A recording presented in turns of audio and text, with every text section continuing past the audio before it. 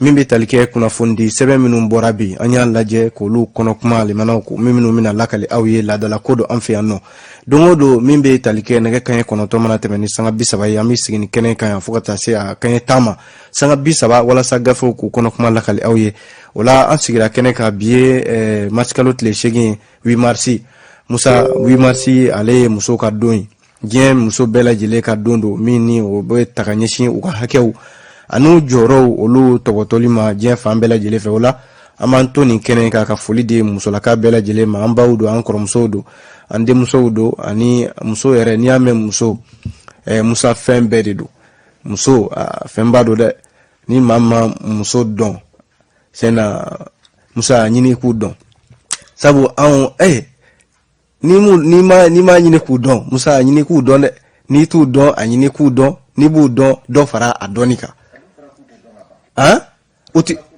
o ti dɔn ka ban tiɲɛ don nka a ɲini k'u dɔn halisa ni y'u ɲini k'u dɔn sabu Musa cɛbakɔrɔ yɛrɛ ko i ka cɛbakɔrɔ kɛ cɛbakɔrɔ ye fo musolaka dɔ de ka k'i kɔfɛ ni hali i tɔgɔ ka fɔ n ko jeliw b'o fɔ ko ni ye cɛ ka koba kɛ a fɔ tiɲɛna ni ye muso ɲuman dɔ den ye o ti fɔ wa ni ye cɛ kɛtɔ ka koba kɛ dɔrɔn ni hakili bɛ jigin ko fɔlɔ min na a fɔ tiɲɛna nin ba kan ye dɛ o de fɔ fɔlɔ musow an b'u fo nin kɛnɛ kan bi tɛ 8 mars ye bi y'u ka don ye an b'a fɔ bɛɛ lajɛlen ma k'u joyeux anniversaire musolakaw ayiwa an bɛna don kɛnɛ kɔnɔ sisan gafew n'u kumana kan an b'an da don a la i bɛ fiɲɛni bɔ an senkɔrɔ an bɛ sɔrɔ ka na kumaso kɔnɔ limanaw kuma fɔlenkɔrɔ tɔ ye dalama ye kunnafoni sɛbɛn bɛ yen n'u k'a ma ko le républicain ale kumana min bɛ tali kɛ 8 mars ko min n'an bɔra k'an da don a la sisan républicain da donnen don a la fana a y'a jira k'a fɔ min bɛ tali kɛ don min bɛ yen ni o ye don kɛrɛnkɛrɛnnen ye ni diɲɛ kelatɔnba ye o ta san 1977 limanaw ko k'o kɛ musow ka tɔgɔla don ye don in limanaw a bɛ ɲɛnɛmaya san o san marsikalo tile 8 ni a don sera ka ban limanaw min ye musow ye ɲɛnɛjɛw ni fɛn caman ani ka maaw hakili jigin musow ka hakɛ o bɛ se ka lafasa cogo min na a donba min ye nin ye ni diɲɛ fantan naani bɛɛ lajɛlen limanaw a jala k'a fɔ musolakaw de bɛ wuli ka jɔ kɛ fan bɛɛ lajɛlen fɛ waasa u ka se ka dɔn ani diɲɛ yɛrɛ bɛ cogo min na bi limanaw yɔrɔ ɲina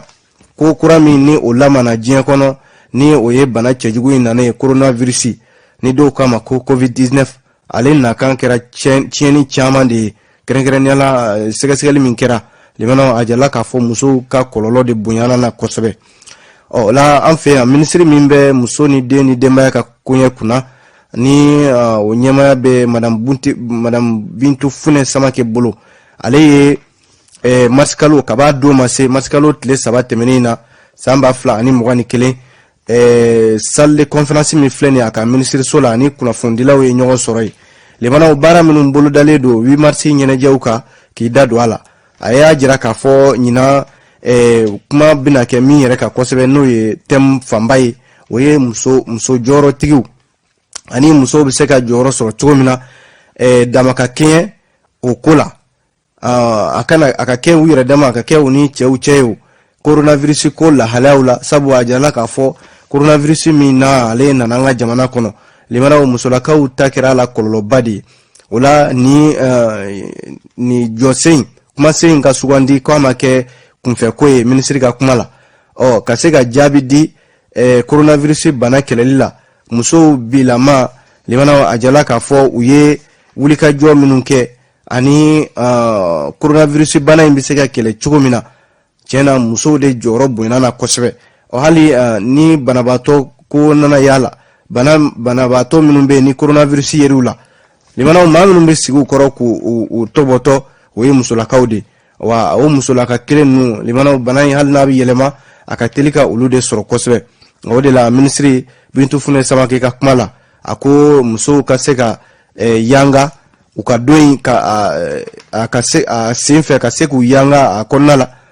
ani u bɛ se ka dɛmɛ cogo min na n'a fɔra ko bana nana min ye dadigi kɛ musow ka baaraw la u ka sɔrɔw dɔgɔyara o la minisiri y'a jira k'a fɔ a ka kan kunnafoni ka di fan bɛɛ lajɛlen fɛ o la u ni kunnafonidilaw caman bɛna baara kɛ ɲɔgɔn fɛ don in kama limana min bi tali kɛ television sow ni radio sow ni kunnafoni sɛbɛn n'a ɲɔgɔnna caman ani hali ka jaw dilan ja caman minnu bɛ ni olu bɛna kɛ jamana fan bɛɛ lajɛlen fɛ. bi a jirala k'a fɔ 8 mars ɲɛnajɛw ko a bɛ kɛ Kuluba faama dagayɔrɔ la ani a kunnafoniw bɛna cɛri radio sow ni television sow kan limana muso b'u to fan bɛɛ lajɛlen fɛ k'a lajɛ. a jirala k'a fɔ ɲinantan yɔrɔ fara ɲɔgɔnkaw o ma yamaruya o de la ka kunnafoni di siraw k'olu minɛ walasa kunnafoni bɛ se ka cari cogo min na ani ka jamanadenw ka wuli ka u sɛgɛrɛ k'u ɲininka limana u dalakan yɛrɛ la u ka hakilila ye min ye musow ka don in ale ɲɛnamayali la. a jirala k'a fɔ fana ɲininkali damadɔ bɛ yen ni coronavirus ko yɛrɛ la. a jirala k'a fɔ thème min taara nin ye n'o ye kumasenba ye muso jɔyɔrɔbatigiw u bɛ se ka dɛmɛ cogo min na coronavirus lahala kɔnɔna la. ɲininkali kɛlen don k'a jira k'a fɔ mali musow u yɛrɛ ka lahala bɛ cogo di bi, dɛmɛ fasugu jumɛn kan ka ta ka u sɛgɛrɛ ani ɲɛta kow la don nataw la minnu bɛ se ka kɛ musow bɛ se ka jigiya yɛrɛ sɔrɔ cogo min na. nin de ye ɲininkali damadɔw ye minisiri ko hakilila tara min kan wa u bɛna lajɛ ka jaabi di a ɲininkali ninnu na don nataw la a n'a bɛ se ka kɛ fɛn ye min baara bɛ se ka k'a kan cogo min na walasa musow bɛ se ka wasa sɔrɔ dugukolo in sanfɛ cogo min na. limana a jirala k'a fɔ covid-19 ko in musow ka tɔgɔla don in limana a ɲɛnamayali ɲinanta a bilan bɛ coronavirus kɛlɛli yɛrɛ de kɔnɔna la. o la a jirala k'a fɔ bi ni a ta 186 musolakaw la yɔrɔ olu de bɛ baara kɛ baarakɛyɔrɔ caman na min ni a dɔw yɛrɛ jatelen tɛ nka limana covid-19 nani a kɛra sababu ye caman de ka baaraw jɔrɔ sɔrɔ dɔgɔyara caman bɔra sɔrɔw la. hali an ka baara forobayɔrɔ baarakɛyɔrɔ ninnu musow caman bɛ yen minnu ni u ka baaraw tiɲɛna a ko siratigɛ ninnu na. o la minisiri ko kunnafoniw na di wa hali an ka togoda ninnu na muso minnu bɛ yen ni u yɔrɔ dɔnnen tɛ taa bɛ kɛ ka se u ma limana marisi kalo in kɔnɔna la ka taa kunnafoni di u ma covid-19 ka a bɛ se ka kɛlɛ cogo min na. o la a jirala k'a fɔ hali ɲina limana yɔrɔ musow fɔlɔfɔlɔ kabi san 1960 mali a ka yɛrɛma hɔrɔnya ta waati min na ka na se sisan ma ko bɛ ko la musow da kun tɛ ye o la hali kalanyɔrɔw la musomani ka don kalan na limana o kun ye o ye sisan ye nka fɔlɔ la musomani ka don kalan na n ko o kun ye a damana ko de nka bi barabitu fɛnɛ samake ale min ye muso ka minisiri a ko tare o kɛra fɛn min sɔrɔ la ani hali kɛnɛw ka bi musow kun tɛ kuma sɔrɔ ka kuma ko caman bɛ jamana kɔnɔna la kuma kun tɛ di musow ma nka fɛn caman bɛ bi o dayɛlɛla musow ye tare hali n'a sɔrɔla limanaw bi gɛlɛya bɛ musow ka dɛ nka u n'a ta o ta ko ɲɛta caman musolakaw o sɔrɔla u ye.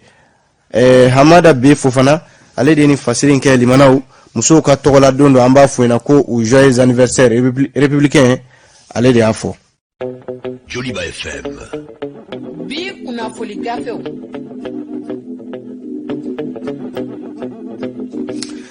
limanaw ni an tora kunnafoniw lakali la min bɛ tali kɛ Nouvelle Horizon ale y'a jira k'a fɔ n'i ye jateminɛ kɛ min ye Imam Mahmud Diko ko rentrée politique min kɛra jɛkulu fɛ u k'a ma ko jigiya kura kunungo Bamako yan nɔ a kumana cɛmancɛ fanga maaw minnu bɛ cɛmancɛ fanga kunna bi limana Imam Mahmud Diko ko cɛmancɛ fanga maaw kan ka dɔn k'a fɔ u kan ka jamana mara jamanadenw ka bonya kɔnɔna la u man ka jamanaden kɛ i b'a fɔ ko olu de bɛ k'u bali u ka baara la walima k'u filɛ ni ɲɛjugu fasugu dɔ ye. Imam Mahmud Diko ka kuma kɛra nin ye jɛrɛ kɛnɛ kan n'o ye Espérance Nouvelle jigiya kura o ye politiki tɔn kura ye min n'ale bɛ minisiri kɔrɔ in tɔgɔ la Useni Amiyo Gindo.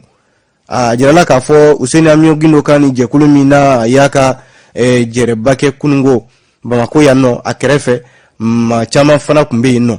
i n'a fɔ Num Sidibe PIDS ka taa se min bɛ tali kɛ Mahmud Diko ani a ɲɔgɔnna caman. Nouvelle Horizon ka kuma la min ye plateforme jigiya kura o ɲɛmaaba n'o ye Useni Amiyo Gindo ye a ko bi olu bi Mali konna la limana abina fo sebe mami bi oti uka mogote kofe mala mi usene ami gundo ako edumi fen mi na manga larawe anga jamana konna la yanno ka setigi ka se soro ki kodo jamana den tawla limana adun jirala ka fo bi na manye ko jamana be la halal sebe mama ye Mali konna la ya bi limana nya ta keme sarada la bi konoto ani konoto limana o bela jile ko nyereba kun usene ami gundo ko tiena oluka toy no ye platform ji akroye uka ladamma use uyoroma anu ye kalamin soro yoro werula otina ke olu tabuloy uye barake ministre so minuna kateme uye joro minu fayino ote olu haminai sabu kani jakulu sigi kan munye ode ka fo akaja alay limana mimbi talike halini olu ye milliard soro kera diplôme batigi uye akaka jamana den senga do fembera jelela jamana den ka barake nyonfe odela ay wele bila transition mauma wala sa transition mbara bisa ke basi ko na la chugomina ode ka fo ukana ake fangilin koy limana ku ka barake ulu doron de be fangala ka u kerefe mogo doron gere u yerela usena amion gindo ko oye fen mi natebe odela ako fen fla bebi chamanje fanga maukanga u janto o fen flala o te dore lakana ni jamana konna la kalata minun labene do dona tawla ni fen fla mi ni transition ma halnu ma se fuila ni fen fla ukanga ujija kan barake ngamiye imam mamudi ko ale fana yi kuma ta kenenga ako transition mau limana ukanga jamana den bunya de ka sababu ke niya mebe jamana mara niya mebe jamana barake ka do tege ko tulula ka do tege ko jila ote nye jamana barala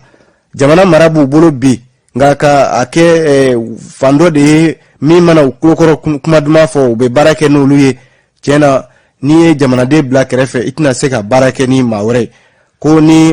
jamana de te ina barake ni jonde imam mamudi ko ni ngalike ako fo kuma inga fode anyeka don wala limana ajira ka fo bi jamana be tabulu mina jamanye fanga mauka don ka fo ka jiddo nge ukol jila sabu yeremani oka ketu yeremani mi mbolo dale do jamana konna la ni wati na ni bela jile sigime ko kono limana ajala ka fo ayelemani nun chamambe akera dinan fura ajigi koy wala bi bede yamaralendo ka kuma dakelena ani ka fanga faranyonka ka tege di nyoma wala sa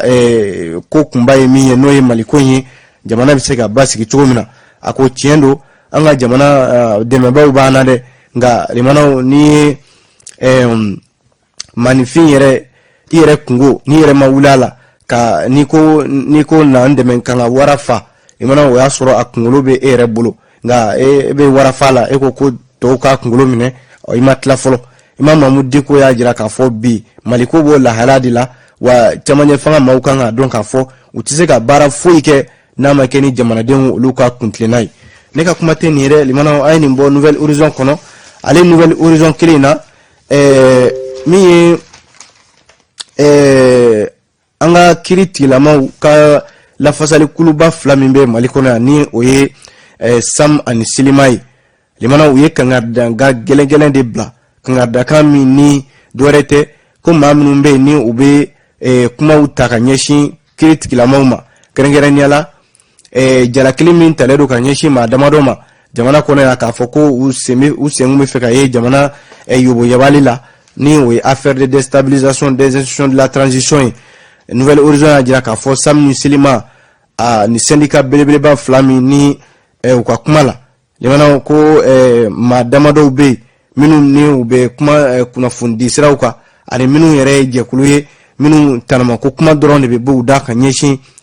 critique la mauma syndicat autonome de la magistrature SAM ani syndicat libre de la magistrature Silima kuye jatemine minke